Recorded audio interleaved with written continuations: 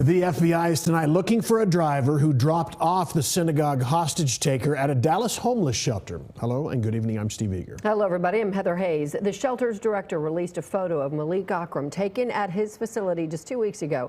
He says it appeared the man who brought Akram to the shelter was a companion. Akram was killed by an FBI SWAT team late Saturday at a Colleyville synagogue after a 10-hour hostage standoff. One hostage was released. The other three, including the rabbi, escaped using skills they learned in security training. Fox 4's Sean Rabb is covering today's developments. Sean. Yeah, a lot to get to tonight, Heather, including that training that helped those hostages get out alive. It just happened a few months ago. As you start to scratch the investigation into this case and get past Saturday, there's a lot for the local FBI to try and track down, a lot more complicated than it may have initially appears. And now, as you all mentioned, we do see a new image of the hostage taker, perhaps from the first shelter that he stayed in here in North Texas. So we've got great photos of him. This picture of Congregation Beth Israel hostage taker Malik Akram, late night, January 2nd. He showed up about 10 p.m. at the Hour Calling shelter. The guy brought him into our facility, walked him all the way into our facility to our team, and kind of introduced him to the team. Likely video of that man, who Our Calling's Wayne Walker says appeared to in some way know the 44-year-old British citizen. Because when the guy left, they kind of hugged each other and patted each other on the back. Authorities trying to identify and locate that person.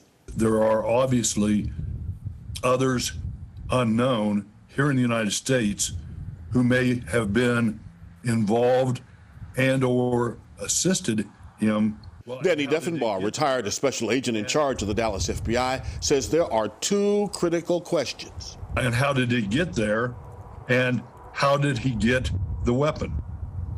And those two are critical to identifying others unknown, if you will. How did Malik Akram get a weapon, a 9mm Taurus, sold legally in Texas back in 2019 by someone with a federal firearm license? But also, how did he get to that synagogue and why? If he picked that particular target, then there is reason, particularly because of him wanting someone else who was a terrorist out of prison, and that becomes his negotiation, if you will. Akram was investigated by United Kingdom Security Services back in 2020, deemed not a threat. The same outcome for some 40,000 other people in the UK. His brother telling the New York Times Akram had mental health issues and had become distant from his family. It was not a lot of fun, but you know, we kept calm. We tactfully and tactically prepared our exit. We had gone through the course for active shooter. And Jeffrey Cohen and two others escaped the hostage taker.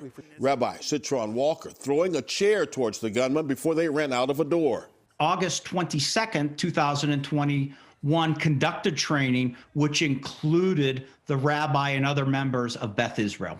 It has only been 5 months since that active shooter training by Secure Community Network. We talk about fighting back in two different ways, distraction or control. And the rabbi did exactly as he was taught. He basically used that distraction tactic, threw the chair, and then was able to get out. You know what? That the rabbi remembered the training and executed it perfectly under incredible pressure. Remarkable and a blessing. Those two teenagers, by the way, that had been taken into custody by British authorities, detained, they've been released, no charges filed. And tonight, FBI issuing a general warning to all communities of faith. Nothing specific, but they say there's always the possibility of a copycat after something like this takes place.